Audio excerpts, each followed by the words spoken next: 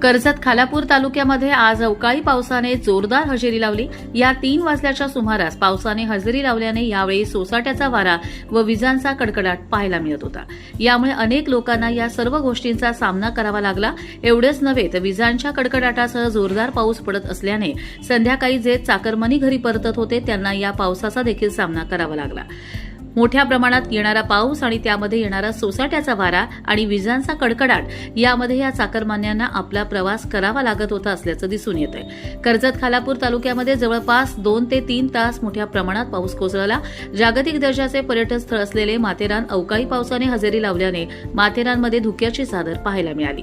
मे महिन्याचे दिवस चालू असल्याने सध्याचं वातावरण 30 डिग्री ते 40 डिग्रीवर जाऊन पोहोचलं असताना माथेरानमध्ये अवकाळी पावसाने हजेरी लावल्याने या ठिकाणी धुक्याची चादर पर्यटकांना पाहायला मिळाली। माथेरान फिरण्यासाठी आलेले पर्यटक धुक्याची चादर पाहून आनंद साजरा करत होते।